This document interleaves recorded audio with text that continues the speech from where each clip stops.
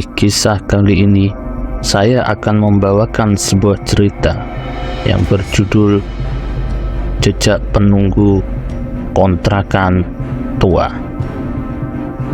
Buat kalian yang baru bergabung di channel ini, silahkan klik tombol subscribe dan tombol loncengnya agar kalian tidak ketinggalan cerita terbaru dari channel ini. Dan seperti apa cerita kali ini? Langsung saja kita masuk ke ceritanya.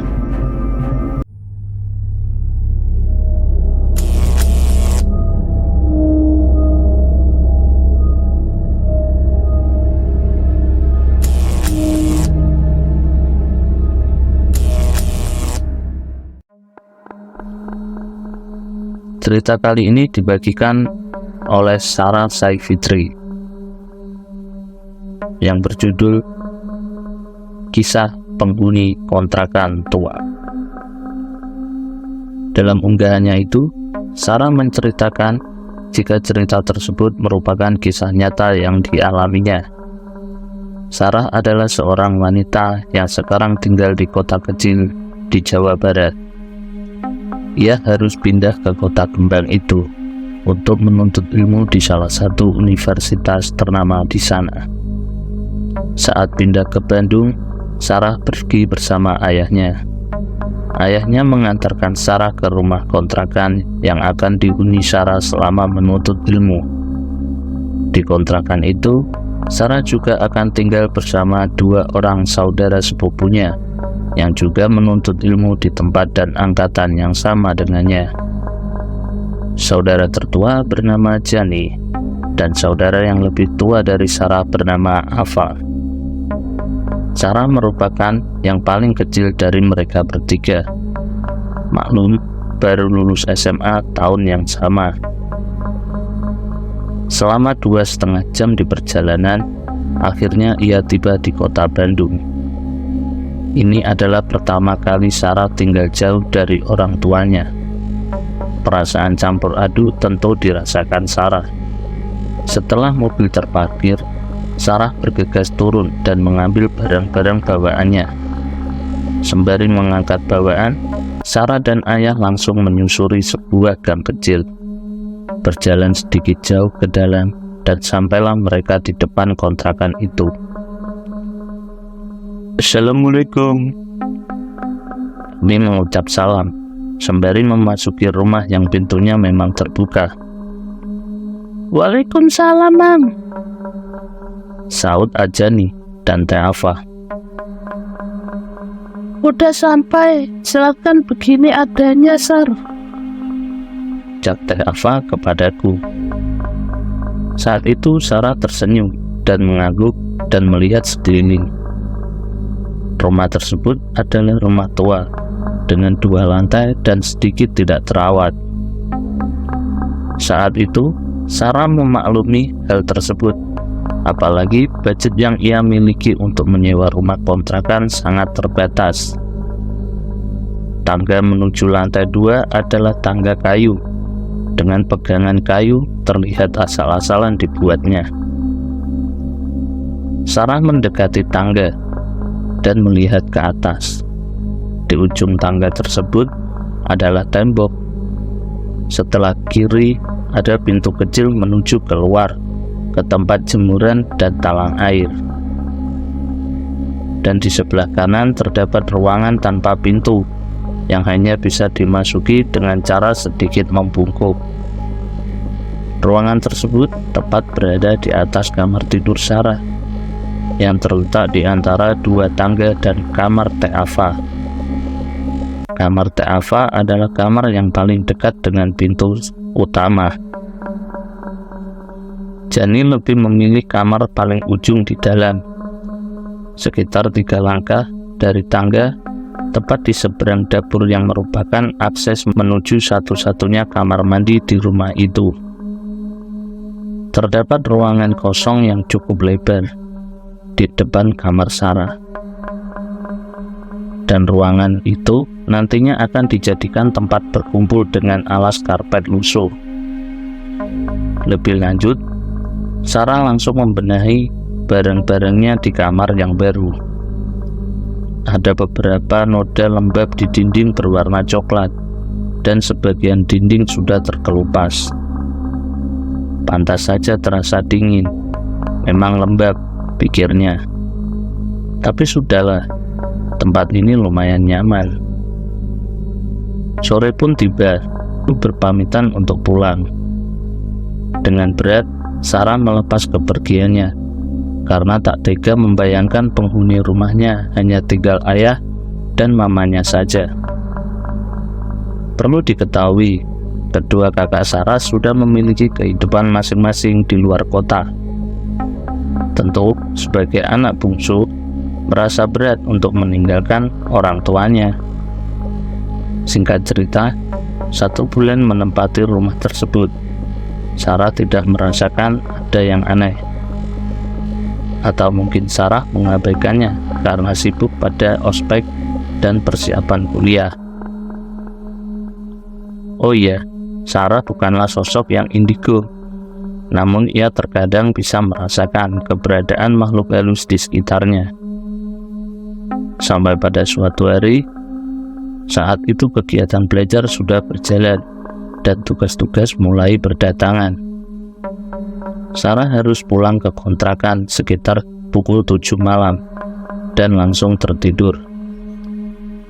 Setelah lama tertidur, ia terbangun karena dengan keadaan sekelilingnya yang gelap sekali. Memang kebiasaan Sarah saat hendak tidur selalu mematikan lampu kamar. Ia tidak bisa tidur dalam kondisi terang. Tapi saat itu benar-benar gelap total, dan Sarah harus membiasakan matanya dalam kegelapan. Setelah nyawanya berkumpul, Sarah baru sadar jika kegelapan ini karena lampu ruangan di depan kamarnya mati. Biasanya kalau malam lampu tersebut dinyalakan dan cahayanya masuk lewat jendela di atas pintu kamar dan lewat sela-sela pintu yang rapuh.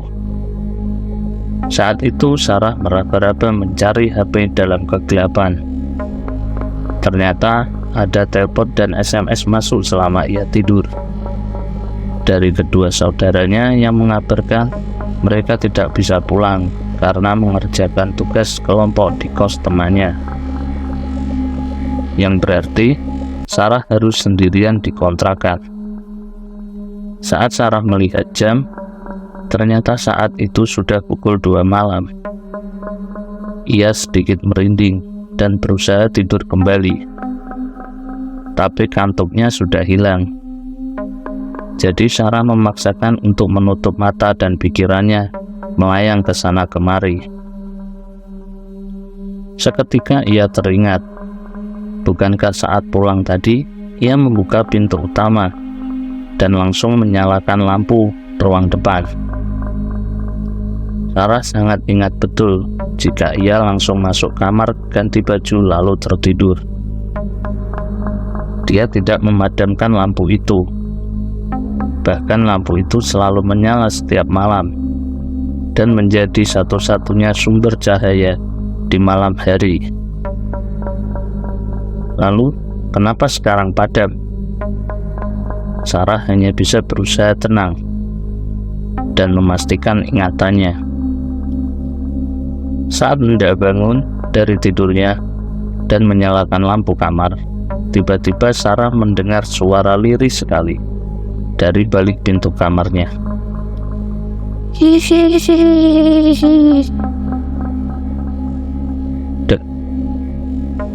Detak jantung Sarah saat itu terasa berhenti. Seketika ia mengurungkan diri untuk berdiri. Sarah hanya duduk di atas tempat tidur sambil memegang erat selimutnya.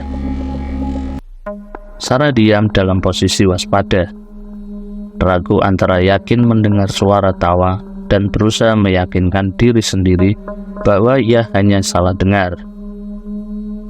Ia terus berusaha fokus, tapi yang didengar itu terasa hening.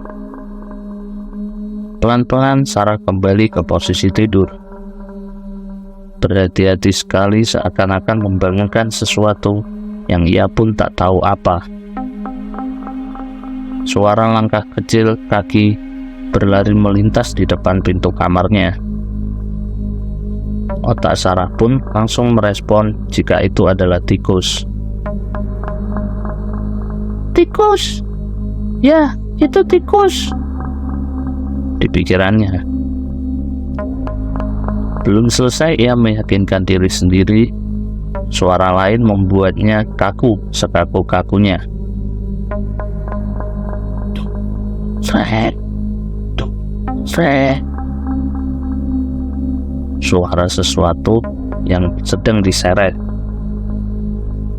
Seperti orang yang berjalan pincang dengan satu kaki diseret, berkeliling di ruangan depan kamarnya. Sesekali mendekati ke arah kamar Sarah,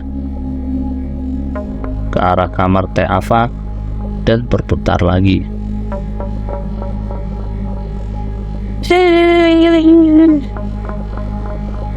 Suara tertawa lirih itu muncul lagi. Kali ini Sarah yakin jika ia tidak salah dengar. Dengan ketakutan, Sarah menutup seluruh tubuhnya dengan seluruh selimut, sembari memejamkan mata rapat-rapat. Keringat membasahi bajunya. Saat itu Sarah berusaha membaca ayat apapun yang dia ingat, tapi tidak satu pun lancar diucapkannya. Terbesit dalam pikirannya untuk bangun dan menyalakan lampu kamar. Pikirnya kalau terang ia akan lebih tenang. Tapi di sisi lain, Sarah merasa takut jika dengan menyalakan lampu, ia malah akan melihat sosok-sosok yang sedang mengganggunya. Entah berapa lama Sarah diam dalam posisi yang sama, tidak bergerak, dan suara-suara itu tidak kunjung pergi. Ia tidak pergi membuka selimut, takut justru karena akan muncul di depan mukanya. Padahal kondisinya saat itu sudah basah kuyup oleh keringat, mungkin karena tubuh Sarah lelah setelah tegang dalam waktu lama. Akhirnya ia pun tidur dengan sendirinya. Sarah terbangun saat adzan subuh berkumandang. Suara-suara aneh itu sudah hilang. Meski sedikit lega karena ada suara-suara orang di gang berjalan menuju masjid untuk sholat subuh, tapi rasa takut Sarah masih sangat besar. Ya, itu adalah momen pertama Sarah berkenalan dengan penghuni kontrakan. Walau tidak bertatap muka langsung, tapi perkenalan itu membekas hingga sekarang. Ia tidak akan menceritakan kejadian tersebut kepada kedua orang tuanya. Bukan apa-apa, Sarah sendiri takut menceritakan ulang saat dirinya masih tinggal di rumah itu. Dan mereka mengontrak selama 1 tahun. Artinya, Sarah harus bertahan selama 11 bulan ke depan. Setelah kejadian itu, ia hanya merasakan beberapa gangguan-gangguan kecil menimpanya, seperti barang berpindah tempat sendiri, selimut ditarik saat tidur, atau melihat sekelebat bayangan melintas. Singkat cerita, bulan Ramadan telah datang. Gangguan itu mulai berkurang, meski tidak 100% hilang. Lebih lanjut, Gerald adalah tetangga Sarah yang bertempat tinggal di ujung gang. Dia adalah anak band yang gaul dan cocok berteman dengan Sarah karena kepribadiannya yang asik. Sejak pertemuan pertama, mereka jadi semakin akrab, hingga akhirnya pada suatu malam mereka memutuskan untuk sahur bersama di salah satu kafe di Lembang. Kira jemput aku jam 9. Ucap Gerald sebelum menutup telepon. Nong adalah panggilan Sarah dari Gerald. Rencana sahur malam ini hanya akan ada mereka berdua karena teman-teman yang lain tidak bisa ikut. Tak masalah. Bagi mereka, suasana alam terbuka dan hawa yang dingin adalah favorit mereka. Saat itu, Sarah baru saja selesai meeting dengan anak-anak band. Ia bergabung menjadi salah satu vokalis di band tersebut. Hobi Sarah memang bernyanyi, dan kebetulan band Sarah dan Gerald ada dalam satu base camp. Base camp yang dimaksud adalah rumah di daerah Buah Batu milik Horis, salah satu personil band. Gerald tidak ikut meeting karena suatu hal, sehingga ia memutuskan untuk pulang, diantarkan oleh drummernya. Sesampainya di rumah, Sarah segera membuka pintu dan sholat maghrib.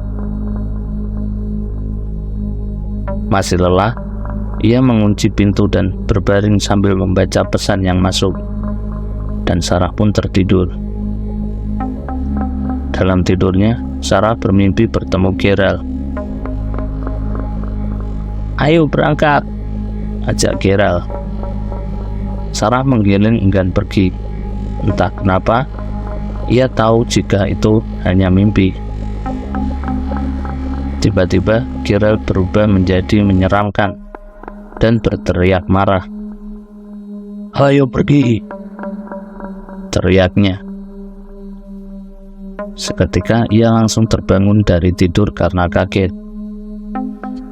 Dan dalam keadaan masih sangat mengantuk, mata Sarah tertuju pada seorang yang duduk menunduk di ujung kasur dengan kakinya. Seorang laki-laki memakai topi mirip Gerald. Mata Sarah semakin berat. Rasa kantuknya semakin tak tertahankan. Tidak biasanya ia begitu. Ia kemudian menutup matanya dan tiba-tiba ingat jika pintu kamarnya sudah dikunci sebelum Sarah tidur. Lalu bagaimana Gerald bisa masuk? Terdengar suara ringtone HP Sony Ericsson. Tanda telepon masuk berbunyi. "Halo Nong." "Gerald bentar lagi jemput." "Udah siap kan?" cecar Gerald bersemangat. "Rah, lo tadi ke kamar gue?" tanya Sarah, mengabaikan pertanyaan Gerald. "Gak tuh, Gerald baru pulang ini, langsung telepon kamu." Sarah diam dengan kantuk yang mendadak hilang. Sarah langsung berdiri menyambar pegangan pintu dan masih dalam keadaan terkunci. "Nong, woi!" teriak Gerald di telepon. "Ya, 15 menit lagi jemputnya. Gue sholat isya dulu," sautnya. Ia tutup telepon dan segera keluar dari kamar. Ajani sedang bersila di ruang depan. Di depan kamar, Sarah sambil bermain HP. Tadi Gerald kesini tidak?" tanya Sarah. "Gak ada," jawab Ajani tanpa berpaling dari HP-nya. "Yang benar." ujar Sarah kembali meyakinkan. "Beneran, seharian gak ada tamu kok," yakin Ajani.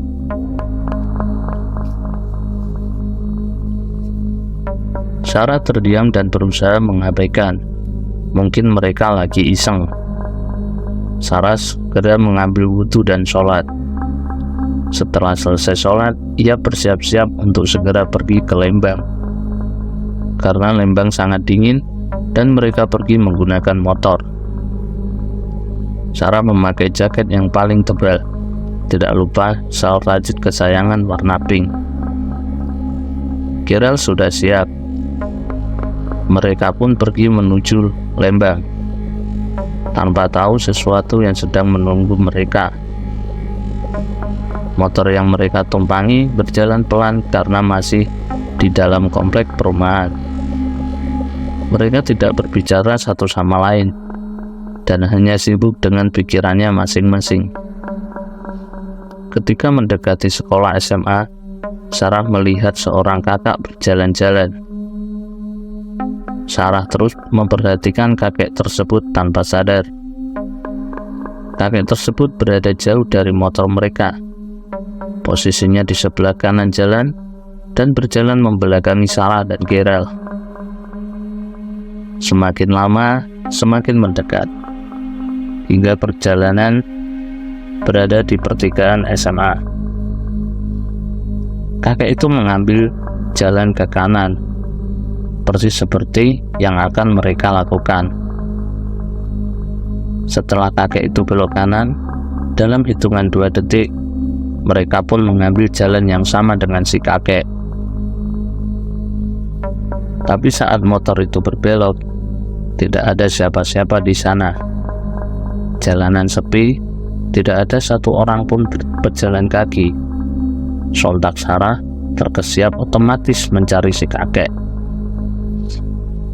Jalan komplek itu lurus tanpa ada belokan lain ataupun jalan lain di gang tersebut. Tidak mungkin kakek itu bersembunyi. Gerald menyadari keganjalan gerak-gerik itu. "Ada apa, Nong?" tanya Gerald. Tidak ada apa-apa. Tadi kakek itu berjalan sendirian belok ke sini. Ucapnya, tanya Sarah dengan panik. "Jangan ngelamun, gak ada siapa-siapa dari tadi juga," seru Gerald. Karena sudah mengalami kejadian aneh hari ini, Sarah mulai terbiasa. Akhirnya ia mencoba membicarakan banyak hal dengan Gerald untuk menepis rasa takut sepanjang perjalanan. Jalan menuju Lembang saat itu masih banyak berupa pohon yang lebat di kanan kiri jalan. Saat itu, tepat di tanjakan sebelum kafe yang akan mereka datangi, Sarah melihat seekor kucing hitam melintas di tengah jalan, dekat sekali dengan lintasan mereka. Tetapi Gerald sama sekali tidak memperlambat kecepatan motor. Refleks Sarah merebuk pundak Gerald sambil berteriak, "Ral, kucing, awas!"